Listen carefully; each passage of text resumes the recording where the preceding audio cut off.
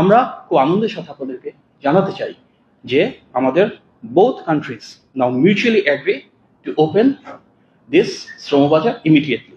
যেহেতু মালয়েশিয়ায় এই শ্রমবাজার শহীদ প্রেসিডেন্ট জিয়া রহমানের হাত ধরেই শুরু হয়েছিল, স্বাভাবিকভাবেই নির্বাচিত বিএনপি সরকারের এর সাথে রয়েছে একটি গভীর আবেগ এবং আকাঙ্ক্ষার সম্পর্ক।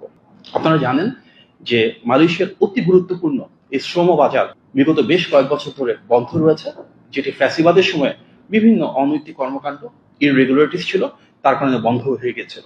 পরবর্তীতে অন্তর্বর্তী সরকার দায়িত্বে আসার পর ওনারা চেষ্টা করেছেন, বাট এই মার্কেটটা এখন পর্যন্ত ক্লোজ রয়েছে। আমরা নির্বাচিত সরকার দায়িত্ব গ্রহণের পর মাননীয় মন্ত্রী মহোদয়ের নেতৃত্বে ইতিপূর্বে আমরা এখানে এসেছিলাম এবং এখানকার হিউম্যান রিসোর্স মিনিস্টার এবং ওনার মন্ত্রণালয়ের গুরুত্বপূর্ণ ব্যক্তিবর্গ সহ সব স্টেক হোল্ডারদের সাথে আজ থেকে প্রায় 3 মাস আগে আমরা বেশ কয়েকটি গুরুত্বপূর্ণ মিটিং করেছিলাম।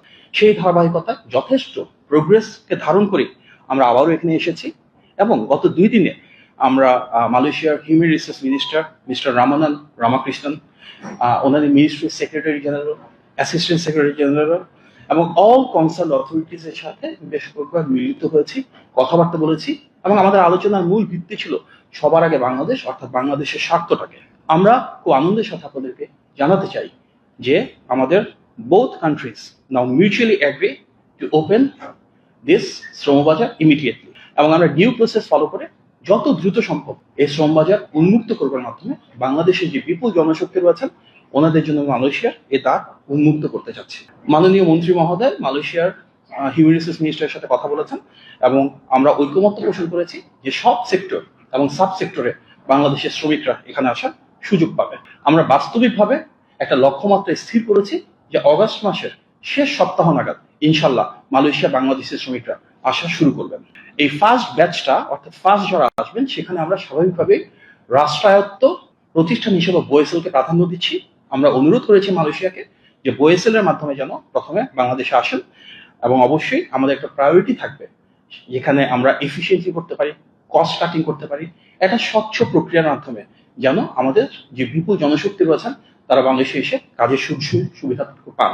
আপনারা জানেন ইতিমধ্যে যে অন্তর্বর্তী সরকারের সময় 423টি রিক্রুটমেন্ট এজেন্সির তালিকা মালয়েশিয়া সরকারের কাছে পাঠানো হয়েছিল।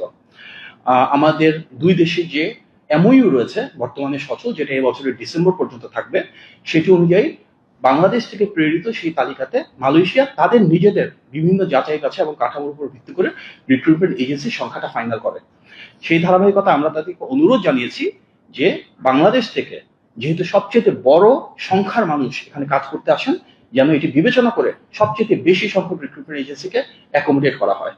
ইতিমধ্যে আপনারা জানেন যে বাংলাদেশের প্রবাসী কল্যাণ এবং বৈদেশিক কর্মসংস্থান মন্ত্রণালয় থেকে পূর্ববর্তী সময়ে ফ্যাসিবাদের সাথে যারা জড়িত ছিল, যারা বিভিন্ন ধরনের দুর্নীতি এবং অনৈতিক কর্মকাণ্ডের সাথে জড়িত ছিল, তাদের লাইসেন্সকে প্রত্যাহার করা হয়েছে। সুতরাং আমরা আমাদের একটা বার্তা পৌঁছে দিয়েছি মালয়েশিয়া সরকারের সাথে যে যারা ফ্যাসিবাদী কর্মকাণ্ডের সাথে জড়িত, যারা অনৈতিক কর্মকাণ্ড করেছিল, যারা সিন্ডিকেটের অংশ হিসেবে দুর্নীতিতে ছিল, তাদের কেউ এই নতুন যে তালিকা হবে সেখানে থাকবেন না এবং মালয়েশিয়ান অথরিটি সেটি সামনের দিনগুলোতে অত্যন্ত স্বল্প সময়ের ভিতর কনফার্ম করবেন।